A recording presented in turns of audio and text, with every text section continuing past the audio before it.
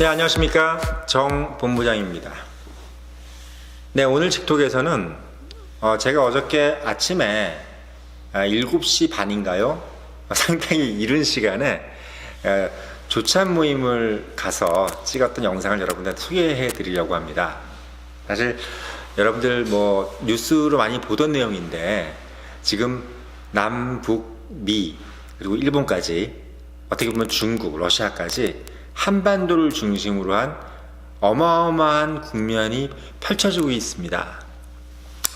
지금 이제 미국과 북한이 북미 회담을 하느냐 그리고 못하느냐, 여기에 대해서 지금 상당히 전 세계가 촉각을 곤두세우고 있고, 또 북미 회담을 했을 경우 일어날 한반도의 그 국면의 전환, 여기에 대해서 많은 사람들이 지금 궁금해하고 있어요. 물론 지금 이제 문재인 정부에서는 북미 대화가 있고 나서는 지금까지의 한반도의 세력 균형과 다른 국면이 펼쳐질 것이다 라고 이야기하고 있습니다. 그래서 어저께 제가 직접 가서 전문가들의 이야기를 듣고 또 그것을 녹취해서 우리 청년들에게 소개해 주고자 했습니다. 여러분들이 대한민국을 사는 청년으로서 꼭 들었으면 좋겠다 하는 내용들이 너무나 많았어요.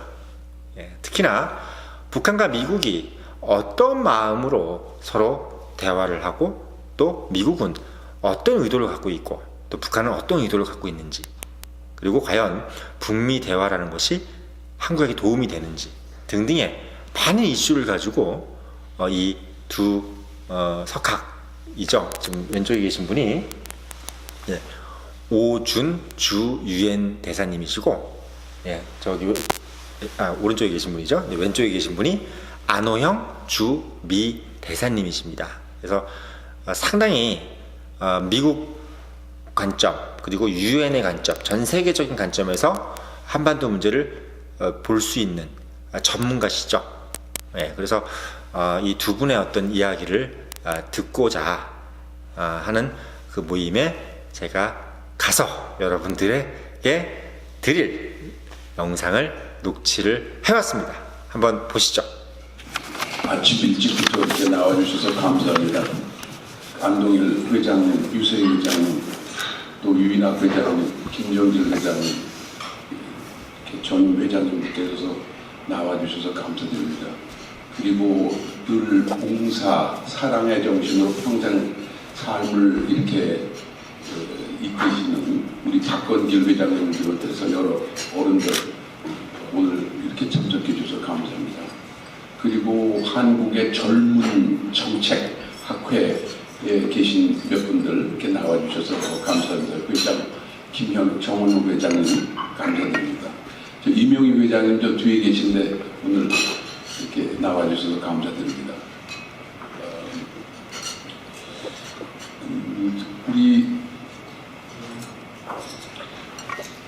저는 1988년 올림픽 이후를 중심으로 해서 저는 콜드워 에라라고 영어로 이렇게 다른 사람들이 하는 것에 대해서 동의를 하고, 콜드워 시절이었었는데 88 올림픽을 통해서 베를린 월도 허물어지고 이념의 벽이 허물어지고, 그래서 이제 새로운 시대로, 평화의 시대로 들어가는 것을 이렇게 보고, 4월에 정신을 가진 선배님들께서 이 나라를 민주화도 이렇게 성숙시켰지만 산업화를 해서 올림픽도 성공적으로 이렇게 이끌어주신 그 세대 선배들에게 이제 감사를 드리는데, 세계사적인 그 전환을 가져오셨다, 이렇게 감사를 한 마음을 가지고 있고, 후배들은 그 정신을 계승하려고 이렇게 노력하고 있어요. 근데 그 다음에부터 지금까지를 뭐라고 부를 수 있겠느냐 해서, 저는 어떤 기회에 콜드 피스 에라라는 얘기를 한 번 했었습니다. 이게 진짜 피스라기보다는 콜드 피스다. 그랬는데 참 전운이 감도는 그런 한 1년 정도, 2년 이렇게 됐었는데 평창 올림픽을 통해서 그 먹구름이 좀 이렇게 거치고 지금 굉장히 그 국제 정세가 또 엄청난 변화를 가지고 있는 이런 때입니다. 이때에 제가 평소에 존경하는 전 UN 대사 오준 박사님을 모시고 좋은 말씀을 꼭 들어야 되겠다 생각해서 어려운 시간 내주시도록 부탁을 드렸습니다. 그리고 안호영 대사님 또 주미대사 하시면서 늘 정연한 정책 방향을 이렇게 정리해서 워싱턴 정가에 좋은 영향을 주셨던 어른을 또 모셨습니다. 동시에 오늘 자리 배치가 조금 특이할 텐데 사실 시큐리티 카운슬에서 의장으로 계셨던 오준 대사님이 있는데 그 시큐리티 카운슬 저 동그랗게 좀 해보려고 그랬어요. 근데 그게 동그랗게 되지를 않았는데 또 가만히 생각해 보니까 워싱턴 마사추세츠 애베뉴 그쪽에 어메리칸 유니버시티 근처에 있는 그 안호영 대사님 계시던 그 관저가 엄청나게 크게 잘 지었어요. 근데 그 2층에 올라가 보면 이런 사이즈의 그 응접실이 있는 걸로 제가 기억을 합니다만 오히려 시큐리티 카운슬에서 오히려 그 워싱턴 관저 스타일의 자리가 배치가 됐네요. 오늘 여하튼 시간이 많지 않아서 저는 다른 이야기보다 여러 어른들 이렇게 나와주시고 정말 감사드린다는 말씀을 드립니다. 다시 한번 나와주시니 감사드립니다.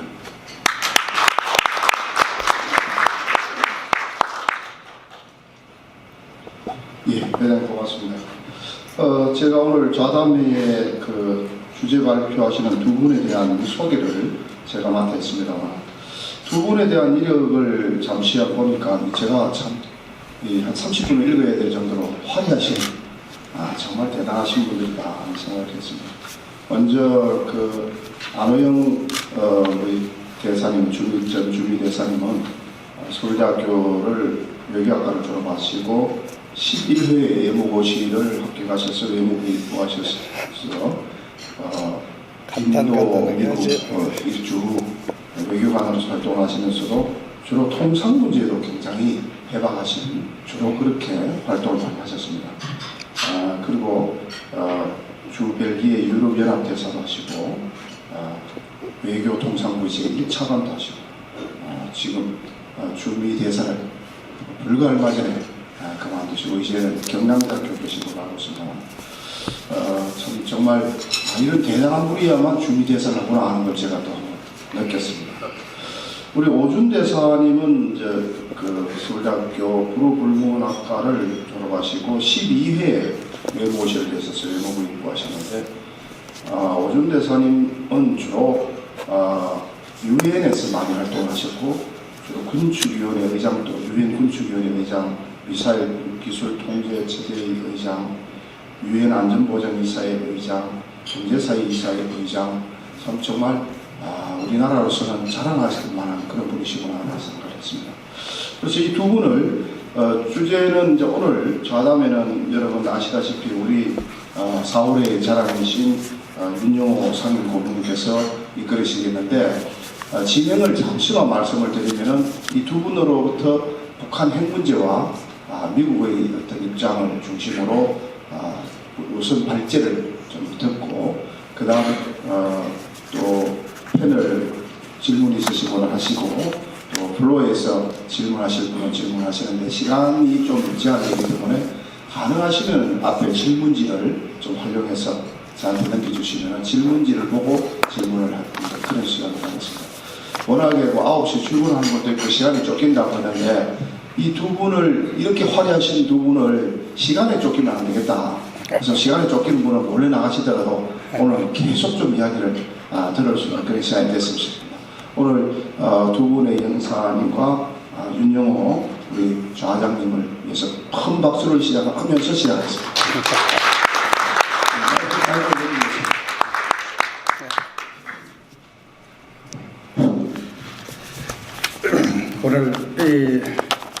좌담회 사회를 맡게 돼서 영광입니다. 이 좌담회 구상이 매우 시적절한데 그것은 우리 4월의 곽영훈 회장의 그러한 해안과 그 다음에 오늘 이 좌석 배치도 사실 아주 세련되고 그야말로 우리 품격을 높이는 그러한 형식의 좌석 배치도 아주 좋은 아이디어이신 것 같고 전문가 선정에서도 최고인 것 같습니다. 근데 이 좌담회라는 것이 이제 그리스에서 출발이 됐을 때 심포지엄으로 우리가 얘기하잖아요.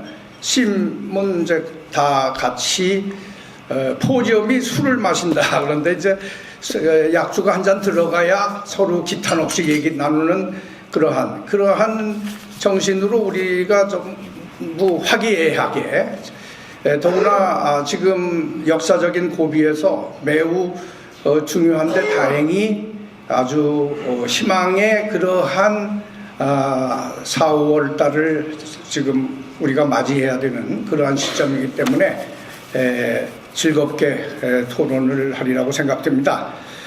건설적인 코멘트, 그 다음에 간과할 수 없는 점을 지적해 주시고 여기에 오늘 연사 두 분도 특정 정당이나 진보 보수 이런 이념과 아무 직접 관련이 없는 분들이기 때문에 그러한 형식의 집회에서 나오는 공격적이라거나 반대하기 위한 반대의 코멘트 질문은 삼가해 주시기 바랍니다. 두 분의 발표가 10분씩 있고 그 다음에 우리 4월의 회원이자 이 분야의 전문가인 고려대학교 안인혜 교수의 지정 토론이 있겠습니다. 이후에 플로우는 오픈되겠습니다만 전부 그 질문은 우리가 시간 관리를 그래도 해야 됩니다. 이게 아침 시간이기 때문에 가급적 9시에 끝날까는 계획으로 임하겠습니다. 따라서 질문이라든지 기타는 준비되어 있는 지면을 활용해 주시면은 그러면은 감사하겠습니다. 제 얘기는 그러면 이렇게 줄이고 우선 두 분의 발표를 듣겠습니다. 아마 오준 대사께서는 북한 핵 문제 중심으로 또 우리 안호영 전 대사께서는 북미 관계, 특히 미국의 시각면을 중심으로 말씀하리라고 예상됩니다. 먼저 오준 대사님 부탁합니다.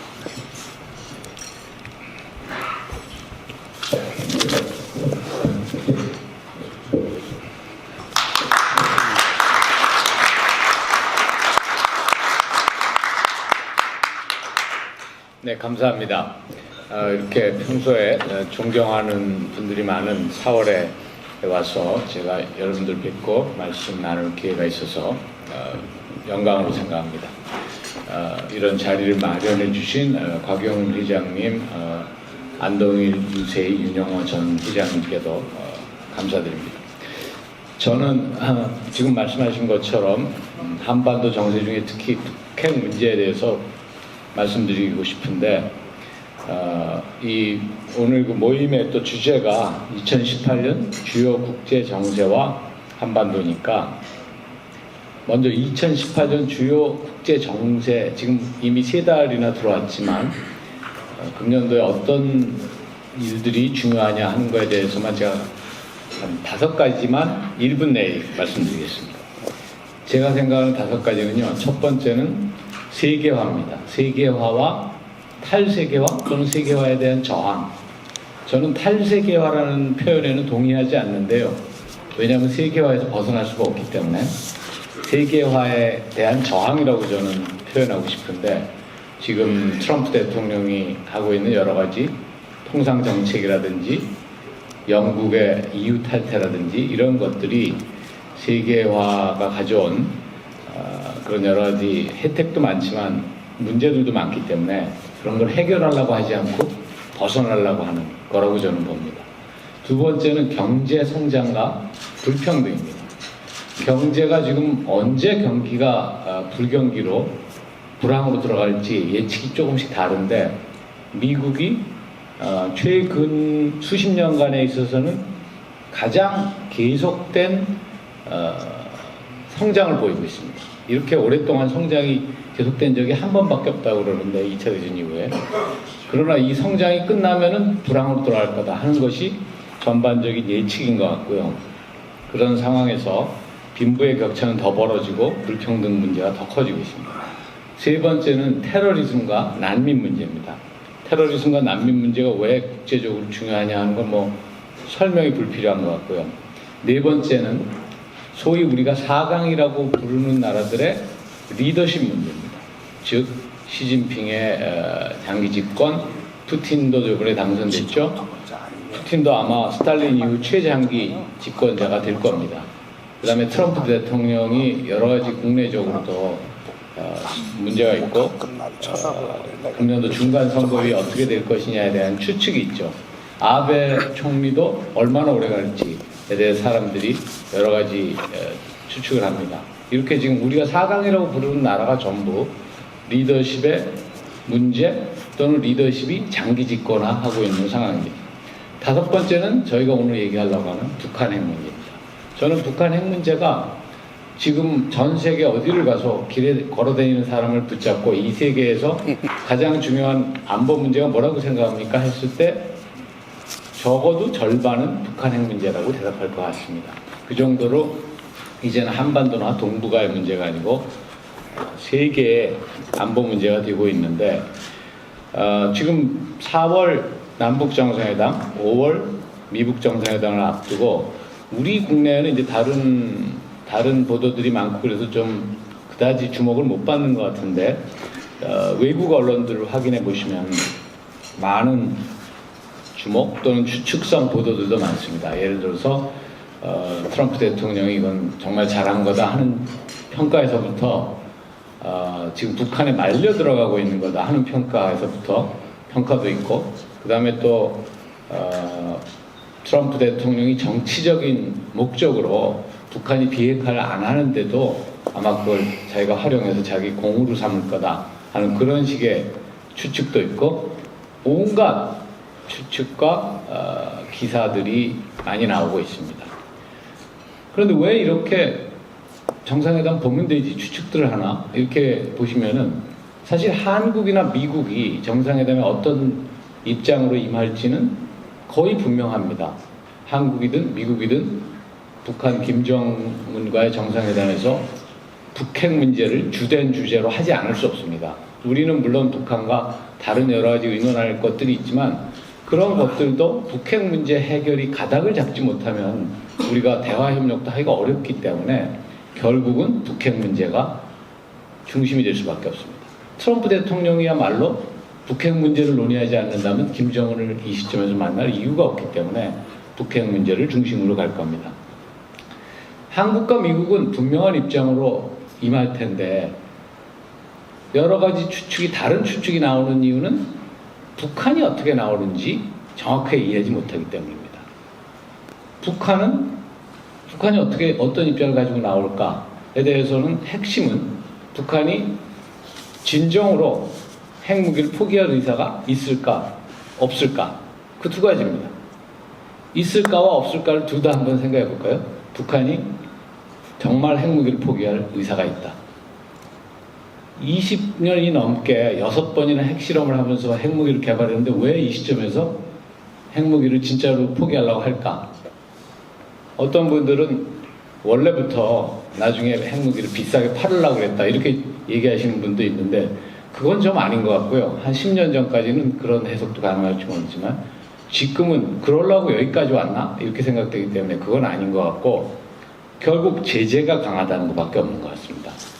제재는 제가 유엔 대사를 하면서도 제재를 많이 다뤘습니다만 어떤 나라든 이런 제재에서 저는 2년 이상 버틸 수 없다고 생각합니다. 수출의 90%가 봉쇄되고 석유류 수입의 50%가 봉쇄되고 국제 금융이 전혀 불가능하고 국제 운송도 불가능한 상황에서 대한민국 같으면 저는 6개월 내에 폭동 난다고 생각합니다. 그러니까 북한이 폭동이 안 나고 이렇게 버티는 것도 얼마나 폐쇄적인 사회와 경제를 운영하고 있느냐를 보여주는 거죠. 그렇기 때문에 그래서 그럼 제재가 강해서 결국은 핵무기를 포기하고라도 어떤 브레이크스루를 돌파구를 만들겠다 이런 생각이라면 과거 예를 들어서 제네바 합의 1994년이죠. 그걸 보거나 또는 2005년의 9.19 공동성명을 보면 북한이 분명히 상당한 대가를 요구할 겁니다. 제네바 합의 때는 우리와 일본이 합쳐서 경수로 2개를 지어주기로 했기 때문에 한 5조 원 정도를 쓸 뻔했죠. 그게 이행됐으면.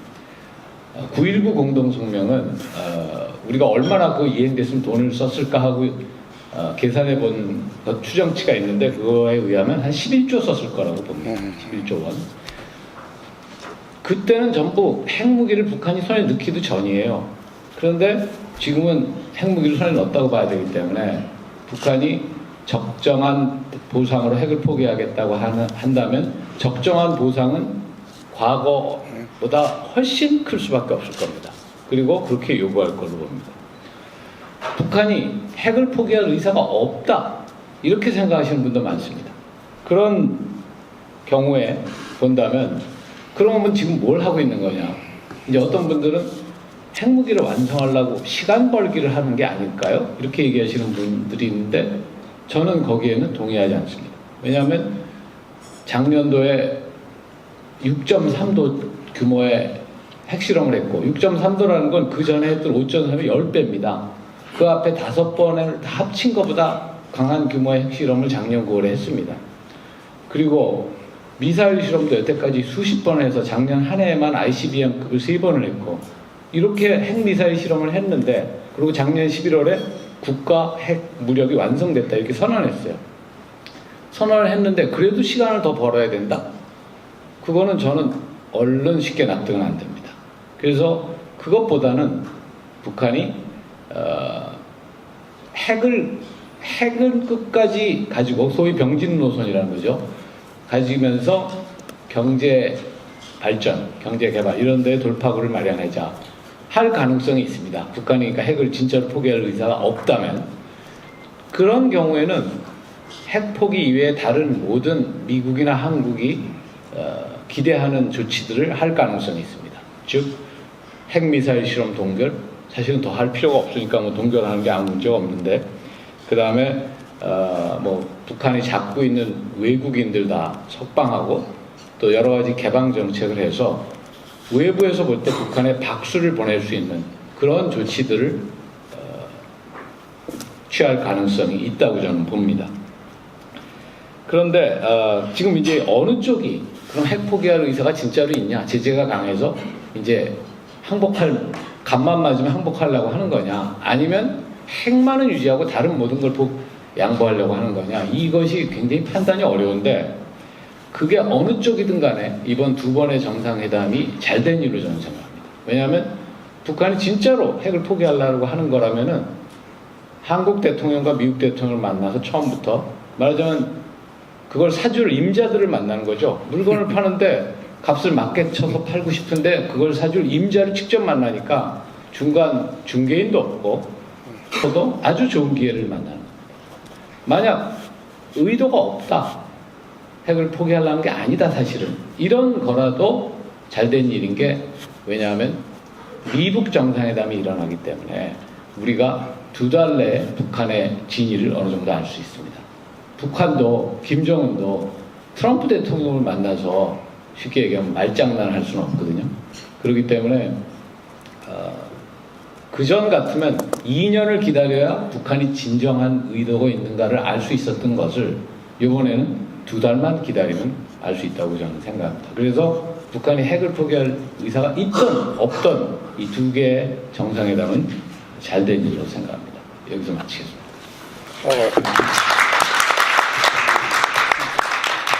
감사합니다. 정말 솔직히 말해서 제가 예상한 것보다의 너무 색다른 시각에서 그야말로 분석적이고 창의적인 그러한 발표를 해주신 데 대해서 감사합니다. 저도 뭐 여러분 알다시피 이 분야에 또 전공하는 한 사람으로서 많은 뭐 글도 있고 뭐 합니다만 아주 단어 하나하나가 아주 새겨들을 만한 그러한 내용 감사합니다. 그러면 다음에 안호영 전 주미대사 부탁드립니다. 저기 이 오대사님께서 지금 너무 좋은 말을 해주시고 이윤 교수님께서 또 굉장히 좋은 그런 평가를 해주셔가지고 이 겁을 잔뜩 먹어가지고 무슨 말을 해줄지 모를 것 같습니다. 그런데 지난주에 제가 이제 이윤 교수님을 잠깐 뵀었습니다. 그랬더니 이윤 교수님께서 이제 지금 이제 오대사님께서 북한 핵 문제를 가지고 주로 말씀을 하셨는데 저는 좀 차별화를 해야 되니까 미북 관계, 미국과 북한과의 관계를에 좀 초점을 맞춰서 얘기해 줬으면 좋겠다 그러시더라고요. 근데 그걸 이제 10분 만에 얘기하려면 사실 바쁩니다.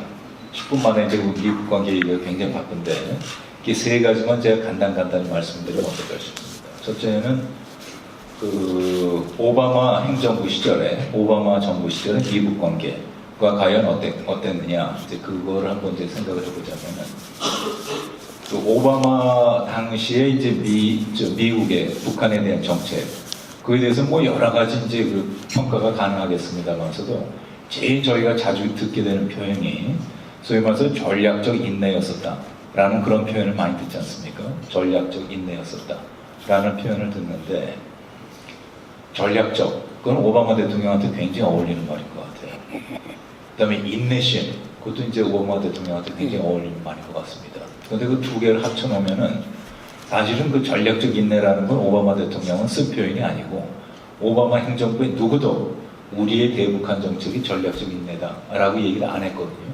이건 사실은 그 언론의 표현입니다. 언론에서 그 표현을 썼을 때 이유는 이게 뭔가가 좀 미진하다, 좀 화끈하게 뭘 좀 못하느냐 라는 이제 그런 뜻에서 전략적 인내라는 표현을 썼는데, 근데 이제 제가 미국 대통령은 대개 이제 투텀을 하지 않습니까? 제가 이제 세컨텀 2기 때 이제 워싱턴에서 쭉 지켜봤는데 오바마 대통령 입장에서 좀 억울할 수도 있겠다. 그러니까 말하자면 전략적 인내라는 그 표현에 대해서 조금 억울할 수도 있겠다 싶은 그런 생각이 듭니다. 왜냐하면은 지금 이제 오 대사님께서 말씀을 하시면서 북한이 지금 보이고 있는 그 행태의 근저에는 뭐가 놓여 있느냐, 오 대사님께서는 제재가 작동하고 있다, 그렇게 확신을 한다고 그러셨지 않습니까? 저도 전적으로 동감합니다. 제재가 작동하지 않고서는 북한이 저런 행동을 보일 수가 없죠. 그러니까 제재가 작동하기 때문에 북한이 저런 반응을 보이는 건데, 그런데 지금 말하는 제재, 우리가 지금 말하는 제재는 사실은 그 기본 골격이 어떻게 되어 있습니까? 세 가지를 기본 골격으로 하고 있지 않습니까? 첫째는 유엔 제재죠. 이제 오 대사님께서 이제 그 유엔 대사 재임 시절에 대단히 수고를 많이 하셨는데, 그렇게 해가지고 만들어놓은 그 유엔 안보리의 대북 제재, 그게 이제 하나의 굉장히 중요한 요소고, 두 번째는 뭐냐? 독자 제재입니다. 우리가 하고 있는 독자 제재, 미국이 하고 있는 제재, 일본, EU, 호주, 많은 나라들이 하고 있는 독자 제재가 있지 않습니까? 그래서 그게 이제 두 번째 구성 요소고, 세 번째 구성 요소는 뭐냐? 결국은 다국 간에, 여러 국가의 힘을 모아서 또 북한에 그런 제재를 가하고 있지 않습니까? 그래서 제재가 워크한다 라고 얘기할 때 그 제재라는 거는 사실 그 세 가지의 기본 요소를 구성 요소를 하고 있다 라고 이제 저도 생각하고 모든 사람들이 이제 동의를 할 텐데, 그 기본 요소가 만들어진 거는 사실 오바마 대통령 때입니다.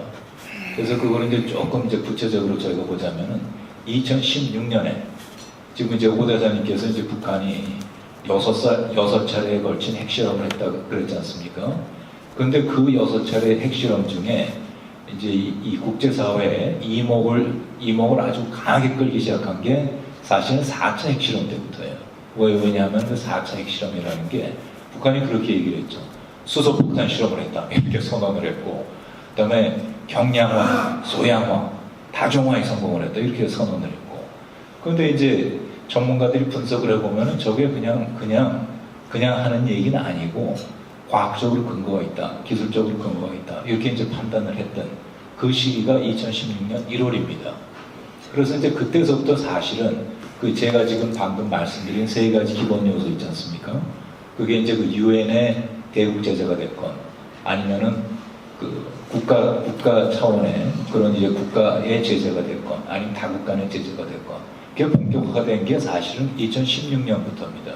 그렇기 때문에 그런 2016년에 만들어 놓은 그런 그 체제를 만든 그런 오바마 대통령으로서는 이 전략적 인내로 뭔가 미흡했다라는 얘기가 뭐 오바마 대통령 입장에서 보자면은 조금은 좀 불만족스러울 수도 있겠다라는 게 이제 제 첫 번째 포인트고요. 두 번째는 이제 트럼프 대통령 시절에 이제 그 대북 관계입니다.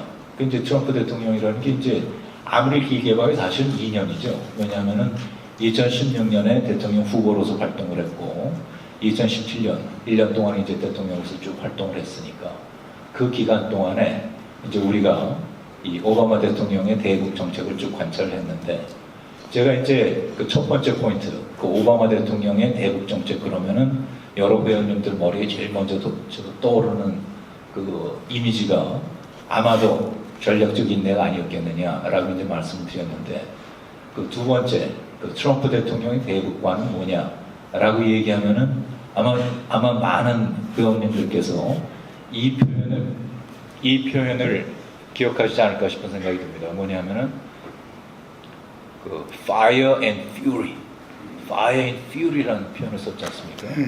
그것도 그냥 fire and fury라고 그러지 않고 fire and fury the world has never seen 이랬지 않습니까?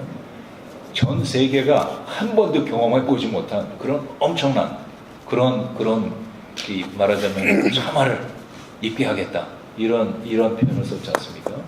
그래서 아마도 이제 오바마 대통령의 트럼프 대통령의 대북 정책 그러면은 아마 fire and fury the world has never seen 그게 아마 이제 여러 회원님들의 뇌리에 이제 그 남아 있지 않을까 싶은 생각이 드는데 그러나 이제 그 트럼프 대통령의 그 레토릭을 떠나서 트럼프 대통령이 그 1년 동안 대통령으로서 그 북한에 대해서 어떤 정책을 써왔냐를 저희가 곰곰이 생각을 해보자면은 말처럼 그렇게 엄청난 그런 정책을 쓰진 않았다. 말보다는 굉장히 정제되고 나름대로 그 이해할 수 있는 그런 정책을 미안하다. 그런 정책을 써왔다라는 이제 그런 생각이 듭니다. 그래서 이제 트럼프 대통령이 해온 정책도 사실 제가 말씀드렸던 오바마 대통령이 만들어 놓은 그 세 가지 기본 요소 있지 않습니까? 근데 그 세 가지 기본 요소를 이제 잘 들여다보자면은 그게 왜 제가 이제 오바마 대통령이 만들어 놓은 그 기본 틀이 트럼프 대통령 하에서도 레토릭을 빼자면은 서브스탠스에 있어서는 실체에 있어서는 왜 그 트럼프 대통령 하에서도 크게 달라지지 않았다라는 그 말씀을 그걸 조금 더 예를 들어서 말씀드리자면은 지금 이제 오 대사님께서 말씀하시면서 세 가지 예를 드셨습니다. 무슨 예를 드셨냐면은 석탄을 예를 드셨고 오일을 예를 드셨고 그다음에 금융을 예를 드셨습니다. 그런데 그게 사실 이제 UN 그 제재 법안에 처음 들어가기 시작한 게 사실은 2016년 3월입니다. 그때 이제 소위 말해서 그 결의안 2270호가 통과가 됐는데 거기에 세 개가 다 들어가 있었습니다. 그런데 그게 이제 석탄이 됐건 석유가 됐건 아니면 금융이 됐건 사실 조금이 아니라 많이 거기에 좀 구멍들이 있었죠. 그 구멍들이 계속 메꿔져 온 게 그게 이제 2016년 11월에 한번 그게 메꿔졌고 그 다음에 작년 9월에 또 그게 메꿔졌습니다. 그래서 이제 작년 9월이라면 결국은 그 트럼프가 이제 집권한 그 다음이지 않습니까? 이게 석탄을 한번 예를 들어보죠. 석탄을 예를 들어보자면은 이제 그 2016년 3월에 통과될 때는 어떻게 됐냐면은 석탄의 수입을 금지한다 이렇게 됐단 말이에요. 그러나 인도적인 목적의 수입은 금지하지 않는다 이랬어요. 그러니까 뭐가 인도적인 목적입니까? 그러니까 사실은 그게 굉장히 큰 구멍이 뚫려 있었거든요. 그런데 2016년 11월에 그게 어떻게 됐냐면은 상한선을 정했습니다. 상한선을 정하니까 그게 뚝 떨어질 수밖에 없었단 말이에요. 그러다가 이제 작년 9월에는 그걸 전면 금지한다 이렇게 됐단 말이죠. 그래서 이게 석탄에 대해서도 사실은 그 세 개의 결의안만 본다 하더라도 오바마 대통령이 만들어 놓은 그 틀을 트럼프 대통령이 잘 발전시켰다 이렇게 말씀드릴 수가 있겠고요. 5.1도 마찬가지고 금융도 마찬가지입니다. 그 다음에 독자 제재도 사실은 이제 우리나라 경우에 2016년 2월에 그 개성공단을 이제 잠정 중단을 했지 않습니까? 그 똑같은 시기에 미국에서는 미국 국회에서 대북 제재 법안을 통과시킵니다. 그런데 북한을 대상으로 한 제재 법안은 그게 1호였었습니다. 근데 그게 이제 그 2016년 1월이었었거든요. 그런데 그 미국의 대북 제재 법안이 오바마 대통령 때 통과시킨 그 대북 제재 법안이 사실은 트럼프 대통령 하에서 아주 대단한 그런 맹위를 떨쳤습니다. 왜냐? 법안이라는 걸 활용을 해야 되지 않습니까? 그런데 그 활용을 트럼프 대통령이 잘했거든요. 그래서 이제 그것도 결국은 오바마 대통령이 만들어 놓은 그 기본 체제를 트럼프 대통령이 잘 활용을 했다. 그렇게 생각이 돼서 지난 1년 내지는 2년에 트럼프 대통령의 대북 정책을 저희가 일관해서 생각해 본다면은 Fire and Fury the world has never seen 이라는 그런 레토릭보다는 훨씬 정제되고 나름대로 저희가 공감할 수 있는 그런 대북 정책을 펴왔다라는 그런 생각이 듭니다. 그게 이제 두 번째고요. 세 번째는 이제 중요한 게 뭐냐면 지금 이제 현재의 상황을 저희가 어떻게 매니지해야 되느냐 그게 중요하지 않습니까? 근데 이제 그 트럼프 대통령이 문 대통령께서도 이제 그 트럼프 대통령을 많이 키우죠. 이렇게 말하자면 추워주셨죠. 야, 이게 트럼프 대통령이 잘했으니까 이게 지금 북한이 저런 입장을 보이지 그렇지 않았으면 됐겠느냐라고 해서 이제 문 대통령께서 트럼프 대통령한테 이제 공을 넘기시면서 트럼프 대통령을 많이 지켜줬고 트럼프 대통령은 그런데 사실 문 대통령이 안 하셨다 하더라도 본인이 그렇게 얘기했을 겁니다.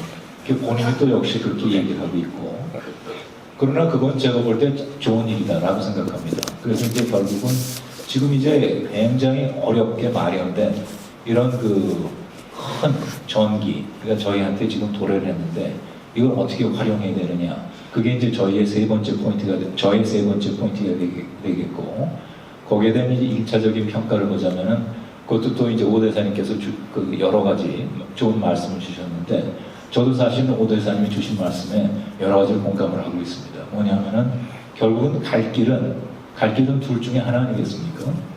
그죠?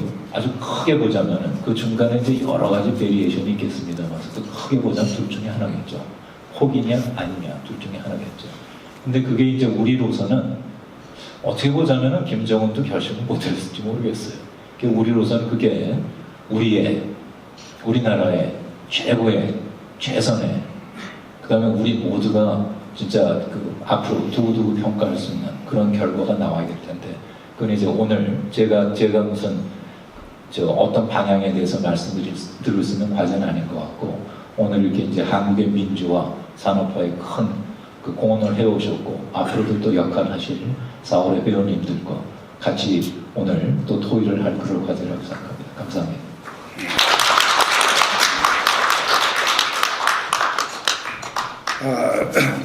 제가 사회를 많이 봅니다. 그 이유는 시간 관리를 잘하기 때문인데 뭐 선배까지를 포함해서 항상 시간 관리 철저히 하는데 또 하나는 뭐 저도 나름대로 그렇게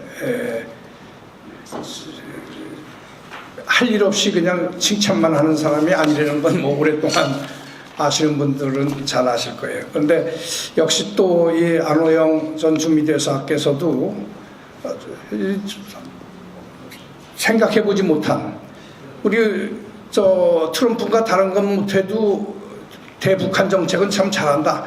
오바마가 미 국내의 다른 국내 정치는 정말 잘했다고 저는 생각하는데 그러나 대북한은 이게 전략적 인내로 한 거 없이 시간만 벌어준 거 아니냐. 이거가 일반적인 사실 이 분야 전공하는 사람들의 시각이었는데 오늘 아주 정말 처음 듣는 그러한 내용들을 혹시 근데 오 씨한테 약한지 오 대사 오바마 다 칭찬을 하셨습니다.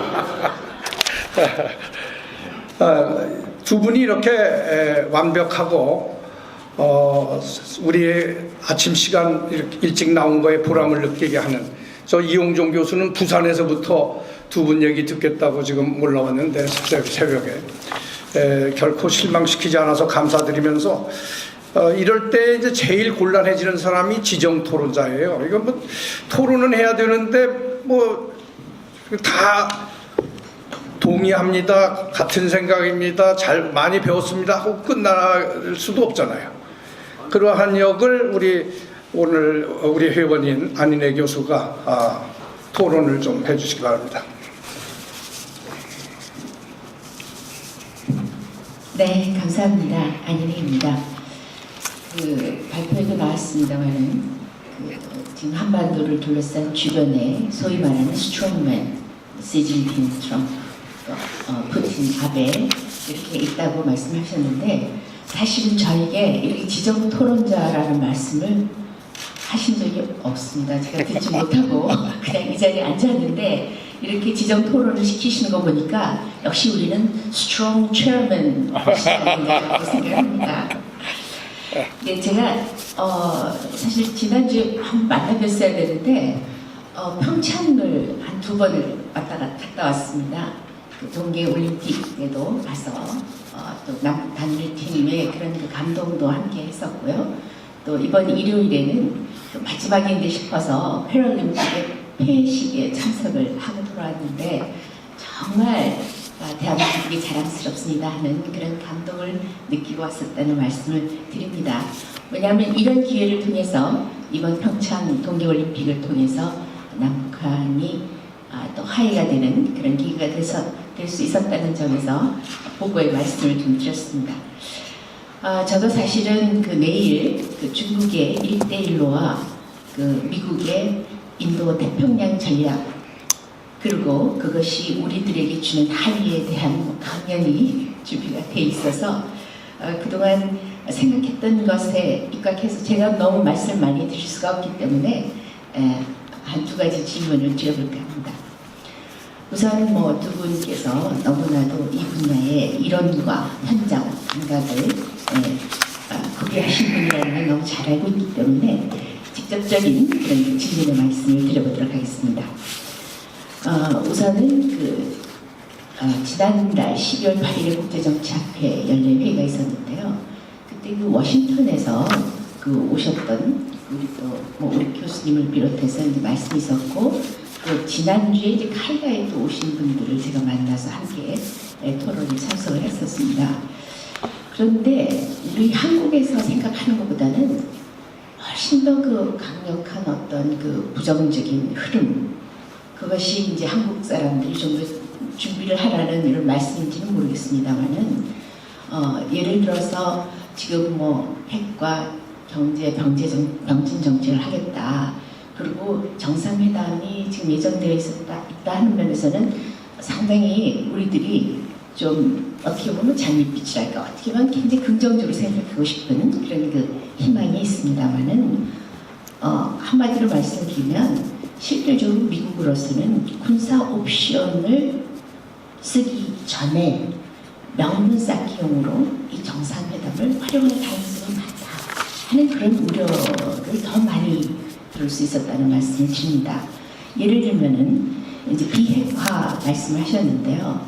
그러면은 북한이 93년부터 지적이 있었습니다만 NPT 탈퇴하겠다 94년에 유진화가 그리고 사실은 핵을 개발하기 시작한 건 70년대로 알려져 있습니다. 그러면 가장 중요한 것이 그런 검증을 해야 되는데 특히 HEU 타입에 대해서 북한이 우라늄 생산량이 1, 2위다 세계. 그러면은 그것이 얼마나 생산이 됐고 그리고 현재 그것을 이용해서 얼마만큼 HEU 그런 원자탄을 만들었고 그러면 그것을 어디다 다 숨겨둬서 지금 준비가 됐느냐 이런 것을 모두 찾아내서 과연 검증할 수 있겠는가 불가능한 일을 하겠다고 이렇게 나서다 보면은 역시 김정은은 미국으로서는 북한이 핵을 가지고 있는 것보다는 핵과 ICBM을 동시에 갖겠다는 김정은이 존재 그것이 중요하기 때문에 김정은을 제거한다고 했을 때에 그런 미국이 가지고 올 수 있는 메리트를 더 중점을 둔다 하는 그런 말씀을 드렸습니다. 여기에 대해서 또 어떻게 생각하시는지 첫 번째 질문으로 말씀드리고요. 두 번째는 요새 파이낸셜 타임스에도 많이 얘기가 되고 있습니다만은 궁극적으로 한반도에서 이것은 사실은 그 전에 그 키신저 박사께서 빅딜이라는 이름으로 말씀하셔서 상당히 논란을 부르기도 했습니다만은 궁극적으로는 북한이 지금 뭐 가장 비싸게 팔 수 있는 그 적임자를 지금 찾고 있다 이런 표현을 하셨는데 궁극적으로는 북한의 그 비핵화와 남한의 미군 철수를 바꾸게 되는 그런 그 프레임으로 가지 않겠느냐. 이것이 이제 상당히 얘기가 되고 있는데 여기에 대해서 두 분 어떻게 생각하시는지 여쭤보고 싶습니다. 감사합니다. 역시 우리 박수들 치시는 거 보니까 역시 참 전문가로서의 우리 4월의 회원으로서의 또 날카로운 질문을 잘 해주셨습니다. 먼저 이 들어와 있는 또 이 질문 내용들도 다 훌륭한데 지정 토론회 안 교수에 대해서 두 분이 뭐 순서 없이 말씀들 하고 싶은 거 말씀해 주시면. 안 돼서. 예, 제가 그럼 먼저 말씀드리겠습니다. 안 교수님 질문하신 것 중에 제가 생각하기에 세 가지 질문.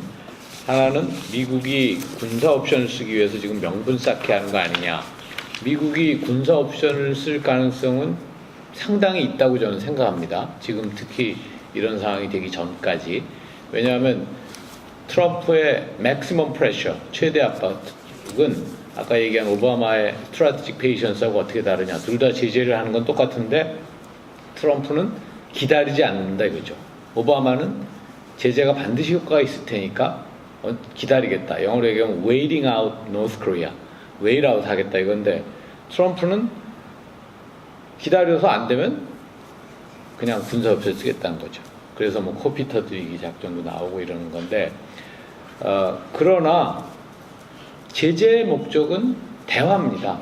제재를 하는 이유는 북한을 비핵화 대화로 끌고 나오기 위해서 하는 거지 북한을 괴롭히고 그거를 즐기는 게 아니죠. 그런 제재를 하는 사람은 없다고 저는 생각합니다. 제재는 분명한 목적을 가지고 하는 겁니다. 그러니까 대화로 나온다고 그랬잖아요. 그럼 제재의 목적이 일단 실현된 겁니다. 대화로 나와서 대화가 어떻게 될지 그건 모르지만 아직.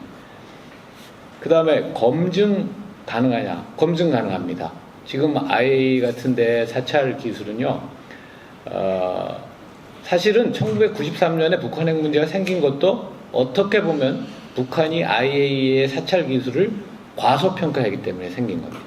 북한은 자기네가 뽑아본 플루토늄의 양을 조금 해봤는데요. 이러면 넘어갈 줄 알았는데 IAEA가 딱 와보니까 조금 아닌데요. 이렇게 돼서 시작된 거거든요. 모든 것이. 그렇기 때문에 IAEA 사찰 기술로 검증 가능하고요. 물론 포텐셜을 제거할 수는 없습니다. 그러니까 그런 기술을 가지고 있는데 언젠가 마음 바꿔서 또 개발하면 어떡하냐. 그거는 아무도 못 말려요. 전 세계에 마음 바꿔서 핵 개발하면은 2년 내에 핵을 개발할 수 있는 나라가 30개라고 합니다. 우리를 포함. 그건 아무도 못 말려요, 포텐셜을. 그러니까 포텐셜까지 제거해야 되는 게 아닙니까? 이렇게 주장하는 분들은 지나친 주장입니다. 세 번째, 북한의 비핵화와 미군 철수를 맞바꾸려고 하면 어떡하냐. 저는 2005년에 9.19 공동성명이 이미 북한이 핵을 포기하면 북한이 얘기하는 소위 체제안전, 이번에도 체제안전이라는 말을 썼죠, 북한이. 그 특사들이 돌아와서 전한 이야기 중에 그렇게 돼 있습니다. 북한에 대한 위협이 없어지고 체제안전이 보장되면 핵을 가질 이유가 없다. 김정은이 이렇게 얘기했다고 했습니다. 그럼 체제안전이 뭐냐? 체제안전이 2005년 9.19 공동성명에 미국이 북한을 침략하지 않겠다. 북한과 평화공존하겠다. 나중에 관계 정상화하겠다. 이거 다 들어있어요. 그 정도가 체제안전에 줄 수 있는 거죠. 그게 아니고 김정은이 정권을 계속 잡게 해달라. 그건 미국도 해줄 수 없죠. 어떻게 그거를 보장해 줍니까? 혹시 저 오 대사님 하신 말씀, 저는 전반적으로 이제 다 동감을 하는데, 그런데 이제 그 아이네 교수님은 이제 국제정치학자시니까, 특히 이제 그 세 번째 질문 마지막으로 하셨지만서도 사실 이제 그 국제정치학자들은 그 생각을 여러 번이 많이 해오신 것 같아요. 그 이제 결국 우리 뒤에서 빅딜이 되는 그런 가능성도 우리가 대단히 경계해야 되는 거 아니냐. 이제 그 생각을 많이 하실 거고, 그래서 이제 그 세 번째 질문 하셨다고 생각이 듭니다. 그 비핵화, 근데 비핵화의 값이 거기에 결국 이제 주한미군의 존재, 그 다음에 한미 동맹, 그런 게 이제 값이 된다면 그건 곤란한 거 아니냐. 그게 이제 그 안인혜 교수님 이제 그 질문의 그 초점이라고 생각하는데, 근데 그거는 이제 워싱턴에서 쭉 이제 활동을 하다 보면은 한미 동맹을 보는 시각, 그건 우리가 보는 훨씬 이상으로 한미 동맹에 대한 높은 평가를 하고 있는 것 아닌가 싶은 이제 그런 생각을 합니다. 이제 워싱턴에 이제 근무하는 그 큰 장점 중에 하나가 뭐냐면은 그 세계적인 국제 정치학자들이 활동을 많이 하지 않습니까?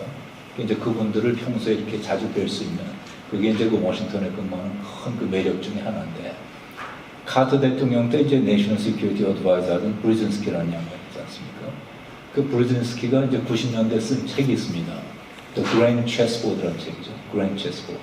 그 여기 계신 회원님들 많이 읽어보셨을 텐데, 그 Grand Chessboard에서 제시된 그 세계관 있지 않습니까? 세상을 보는 눈. 그 Grand Chessboard의 그 근처에 깔린 세상을 보는 눈. 그거는 제가 볼 때 그 워싱턴에 그 소위 말해서 이제 국제 정치에 관한 폴리스 커뮤니티가 있지 않습니까? 그 워싱턴의 국제 정치에 관한 그 폴리스 커뮤니티는 그 뭐 너무나 당연한 얘기입니다만서도 세계에서 가장 권위 있는 그런 폴리스 커뮤니티인데, 그 폴리스 커뮤니티에 그 대단히 광범위하게 향유되고 있는 그런 세상을 보는 눈이라고 생각합니다. 그런데 이제 그런 눈을 가지고 동북아를 바라보고 그런 눈을 가지고 한반도를 바라보면은, 그러면 주한미군, 그 다음에 그 이전에 한미동맹, 그건 도저히 포기할 수 없는 그런 이제 미국 외교 정책의 근간이 될 수밖에 없는 거겠죠. 그래서 이제 그런 생각을 저희가 한다면은 그런 가능성이 전무하다라고는 하지 못하겠습니다만서도 뭐 그것까지는 저희가 걱정하지 않고 그 자신감을 가지고 그 외교를 해나갈 수 있겠다 싶은 그런 생각을 감사합니다. 감사합니다. 그리고 지정 토론자를 포함해서 또 추가로 시간이 허락하면, 시간은 이미 거의 다 되어가고 있습니다만, 우선 플로어에서 주신 질문 중에 가벼운 것부터 하나 해나간다면,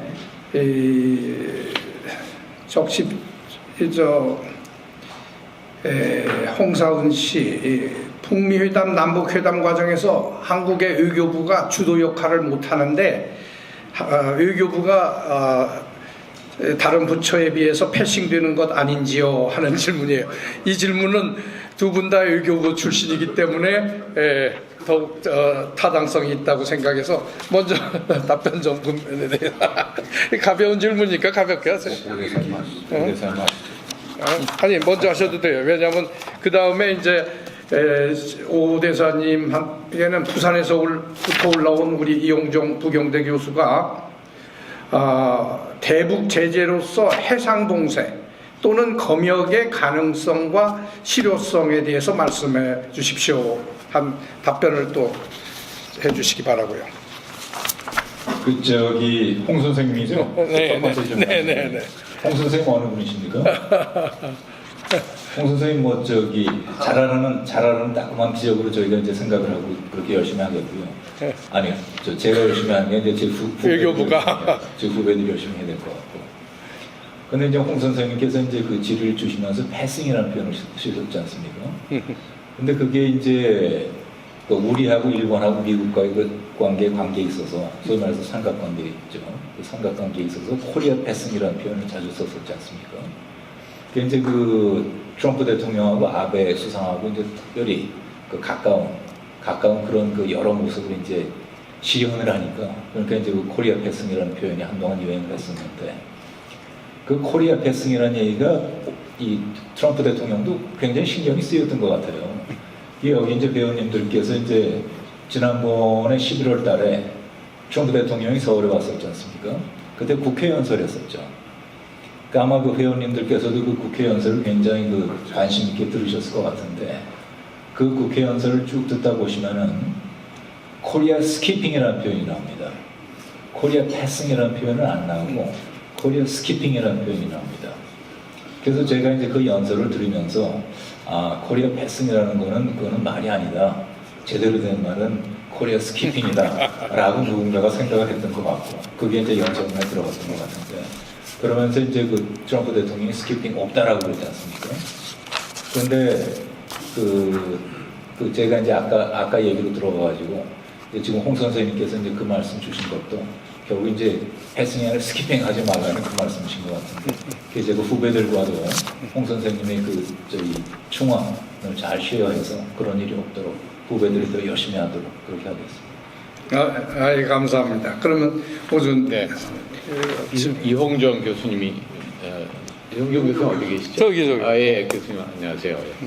그 대북 제재로서 해상 봉쇄가 가능하냐, 실효성이 있겠느냐 이런 말씀이신데요. 사실 지금 현재 북한이 받고 있는 제재를 잘 보면요. 아까 제가 말씀드린 것처럼 수출의 90%를 못하게 됐다고 말씀드렸죠. 북한은 수출을 많이 하는 나라가 아닙니다. 1년에 30억 불 정도밖에 수출 못합니다. 우리가 6천억 불을 하니까 우리의 200분의 1 그 정도밖에 수출 못하는 나라인데 그 중에 90%가 봉쇄됐다는 건 무슨 뜻입니까? 한 2, 3억 불밖에 이제 못한다는 거죠. 그러니까 우선 수출 못하는데 뭐 배가 어디 다닐 일이 있습니까? 뭐 다닐 일이 좀 있다 치고 북한이 뭐 어디 관광이나 무슨 크루즈 다니는 나라는 아니니까 어차피 배가 별로 다닐 일이 없고요. 또 그 북한에서 나오는 배들은 안보리나 미국의 일방 제재 이름이 올라 있는 배들은 그 배들은 어느 항구를 가도 들어갈 수가 없고요. 그렇지 않은 배들도 인스펙션을 하게 되어 있습니다. 그렇기 때문에 그리고 배들은 다 아시다시피 이렇게 등록이 돼 있잖아요. 거기 이렇게 전자적으로 칩이 있고 등록이 돼 있기 때문에 물론 그걸 어떤 때인지 조작할 수도 있긴 한데 사실상 북한의 봉쇄되고 있는 거나 다름없죠. 북한을 뭐 특히 봉쇄해서 군함을 갖다 놓고 북한에서 배 한 척도 못 나오게 하겠다 이렇게 할 필요성도 없는 게 아닌가 저는 그렇게 생각합니다. 감사합니다. 감사합니다. 그러면 이번에는 이제 우리 회원인 박실 전 국회의원께서 안대사께 문재인 세 가지인데 문재인 정부의 대북 정책에 대해서 미국은 어떤 평가를 하고 있다고 생각하시는가? 두 번째, 주한 미국 대사를 장기간 공석으로 놔두고 있는데 빅토르 차가 낙마한 이유는 혹시 아시는지요? 세 번째, 문정인 그 안보 특보에 대한 미국에서의 불신설은 어떤지요? 뭐 이런 내용들입니다. 부탁합니다. 먼저 선배님 이렇게 아침에 뵙게서 너무 반갑습니다. 그 선배님 주신 저희 질문을 제가 세 개를 쭉 봤는데 그 질문의 가지수는 세 개인데 사실 그 관통하는 이 정신은 한 가지라고 생각이 듭니다. 그러니까 결국 이제 트럼프는 상당히 이제 보수 정권이고 문 대통령님은 그 반대 진보적인 그런 색채를 띠고 있는데 그다음 기본적으로 이제 한미 간에 그런 그 정권의 성향에 따라서 좀 불편한 기류가 있는 거 아니냐라는 이제 그런 그 정신에 따라서 박실 선배님께서 이제 그 세 가지 질문을 주셨다고 생각이 듭니다. 그래서 제가 이제 그 세 가지 질문에 대해서 각각 질문 드리는 것보다도 이 세 가지 질문을 관통하는 그 정신에 대해서 제가 한 말씀 드리자면은 그 2016년에 이제 그 소위 말해서 서울에서 이 촛불 사태가 이제 쭉 전개가 되지 않습니까? 그러면서 이제 그런 그 촛불 사태가 전개가 되는 과정에 있어서 결국은 이제 이런 상황에서 대선을 치게 되면은 아무래도 그거는 진보 정권이 집권할 가능성이 많은 거 아니냐라는 건 그런 워싱턴에서 한국에 대해서 관심 있는 사람이라면 누구나도 짐작을 할 수 있는 그런 상황이 됐고, 그 다음에 이제 민주당의 내부 사정을 보자면은 그건 뭐 당연히 당신은 이제 후보죠. 문 후보께서 그 가장 유리한 입지에 있다는 것도 그것도 뭐 한국에 관심 있는 사람이라면 누구나 그건 알 수 있는 이제 그런 상황이 됐고, 이제 그렇기 때문에 이제 결국은 그 한국의 국내 정치에 대해서 많은 관심들을 표시했습니다. 근데 그때 제가 이제 그 많은 분들하고 얘기를 하면서 느낀 건 뭐냐면은 그 학습 효과라는 거 있지 않습니까? 학습 효과가. 이 학습 효과가 분명히 있구나라는 생각을 했습니다. 무슨 뜻이냐면은 우리가 요즘에 이제 개헌 얘기를 하고 87년 체제라는 표현을 쓰고, 근데 87년 이후에 결국 이제 30년 동안 저희가 87년 체제에 따른 그런 이제 그 정치 발전을 해왔고, 근데 그게 마치 그 사전에 그렇게 이제 계획을 했던 듯이 보수 정권이 2번을 하고, 진보 정권이 2번을 하고, 또 보수 정권이 2번을 하고, 이제 그런 식으로 이제 쭉 87년 체제가 지난 30년 동안 운영이 되어 왔는데, 그게 결국은 미국 사람들한테도, 그 다음에 이제 한국에 관심 있는 미국 사람들한테도 대단히 그 깊이 있는 그런 학습 효과를 준 게 아닌가 싶은 이제 그런 생각을 했습니다. 이게 이제 무슨 말씀이냐 하면은 그 특정 후보에 대해서 저한테 질문을 하지만서도 이분들이 그 질문하는 그 근저에는 나름대로 한국이 보수 정권에서 뭘 할 수 있고 진보 정권에서 뭘 할 수 있고 그 다음에 그런 상황에서도 우리가 한미 관계를 매니지할 수 있다는 그런 그 경험에서 나오는 자신감들이 있는 것 같다라는 이제 그런 생각을 했습니다. 그래서 이제 이게 처음이 아니기 때문에 저희가 나름대로 이제 저희도 나름대로 이제 그런 그 경험이 있고요. 그런 경험에 따라서 이제 쭉 이 관리를 해 나가게 되면은 그건 큰 문제가 없지 않나 싶은 이제 그런 생각이 들고요. 두 번째 이제 제가 이제 저 현직 대사 때 문 대통령님께서 이제 방문을 하셨습니다. 제가 이제 6월 28일 날 워싱턴에 도착을 하셨는데 워싱턴에 도착하자마자 제 기억에 한 3시 이전에 도착을 하셨는데 제일 첫 번째 문 대통령이 워싱턴 방문하셨을 때 제일 첫 번째 행사가 뭐였었냐면요. 여기 계신 배우님들 많이 기억을 하실 텐데 그 장진호 기념비를 제일 먼저 하셨습니다. 근데 그 일이 되려고 장진호 기념비를 사실은 저희가 몇 년 동안 그걸 이제 준비를 해왔는데 그 제막식이 계속 늦춰져 왔어요. 그러다가 결국은 5월 달에 제막이 됐습니다. 작년 5월에 제막이 됐습니다. 그리고 그 직후에 문 대통령이 오신 거예요. 아주 그 타이밍이 좋았는데 오시자마자 제일 첫 번째 행사가 그 장진호 방문이었습니다. 근데 그 장진호 방문해가지고 이제 문 대통령이 연설을 하셨는데 그때 그 연설 내용에 뭐가 있었냐면은 장진호가 없었으면은 흥남철수가 없었다. 흥남철수가 없었으면 내가 여기 있을 수 없다. 나는 한미동맹이 얼마나 중요한지 너무나 잘 알고 있다. 그 연설을 하셨어요. 그런데 그 다음날 이제 결국 미국 사람들을 상원 의원도 만나고 하원 의원도 만나고 많은 미국 사람들 만났는데 이 사람들이 그걸 알더라고요. 그러니까 문 대통령이 오시자마자 장진호 기념비를 갔다. 그리고 장진호에서 어떤 얘기를 했다. 그걸 이 양반들이 알고 있더라고요. 그래서 이제 제가 첫 번째 드린 말씀, 결국 지난 30년을 쭉 운영을 하면서 미국 사람들도 이 한미 관계에 대해서 보다 깊은 그런 통찰력을 가지게 됐다. 경험을 갖게 됐다. 학습 효과가 있다. 그리고 우리도 또 그런 학습 효과를 가져왔다. 그렇기 때문에 잘 매니지 해 나가면은 그러면 큰 문제가 없고 우리가 희망하는 그런 관계를 발전시킬 수 있을 거로 저는 생각을 합니다. 감사합니다. 제가 새삼 요약 정리할 필요 없이 두 분께서 정말 간명하게 잘 설명해 주시고 답변해 주셔서 우리 오늘 이후에 어떻게 변화할 거에 대한 우리의 시각도 많은 이 기초 실력이 향상됐지 않은 그러한 좌담회가 아니었나 이렇게 생각하면서 오늘 4월의 좌담회는 이렇게 마치겠습니다. 여러분 모두에게 감사드립니다.